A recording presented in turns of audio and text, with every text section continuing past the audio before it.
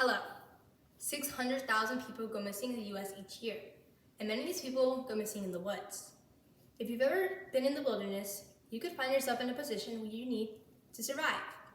Survival comes off of two things: grit and knowledge. Now, while grit may be natural, it can only take you so far. Thankfully, I'm here to talk about knowledge. In this speech, you will learn survival tips that can help you if you need to survive on your own. There's a few things we have to talk about, and that is food, water, shelter, and fire. So let's start with the essentials. You absolutely need food and water to survive. You can survive up to 3 weeks without food, but you can only survive 3 days without water. And knowing this can save your life. Now, before you go out in the woods, you want to make sure you pack enough food. Now, while a granola bar might seem like the easiest thing to pack, you actually want to pack more food than you think you will need, just in case there's an emergency. Now, if you find yourself with no food at all, I must warn you, do not eat any plants that you cannot identify, as these could harm you and leave you in a worse situation. Similarly, if you need to collect water, you should boil it for 10 minutes with an additional 1 minute for every 1,000 feet you are above sea level. You can also use things like clothing and handkerchief as a filter to take out large particles out of water. And I must warn you again, and you should not drink your urine. This is a common misconception that people have, but urine is made of byproducts like sodium that dehydrate you, and that will again leave you in a worse situation than you found yourself. So when in doubt, do not drink your pee. Another thing you should be familiar with is fire. Fire is so versatile when it comes to surviving. That water that I talked about earlier is boiled with, yes, fire. Fire can not only clean water, it can cook food, provide light and warmth. So if you're going into the wilderness willingly, you want to make sure you have some way to start a fire.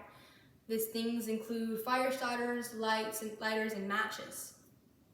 Now, once you have this fire going, you want to make sure it lasts for as long as possible.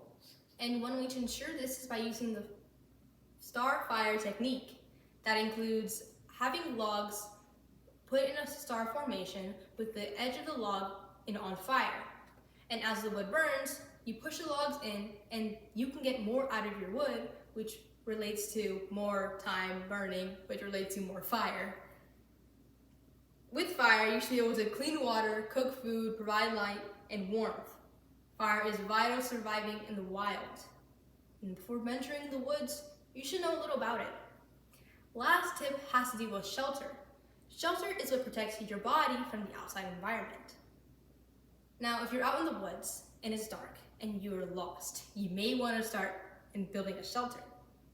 Interestingly enough, the first line of shelter is not actually one that you have to build. It's your clothes. That's why it's important to dress for the occasion.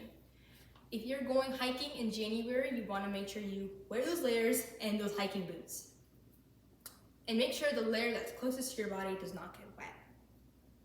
Now, if you have to resort to building that shelter, you want to use anything around you to your best advantage. And you want to make sure you have a roof over your head. And you can do that by using leaves and sticks. In short, do not go into the woods unprepared. Although my speech has given you the very basic knowledge on how to survive in the wild, you may realize putting this in practice is actually harder than you think. Now, if you remember food, water, shelter, and fire, you can go exploring, hiking, camping in the wilderness freely. Thank you.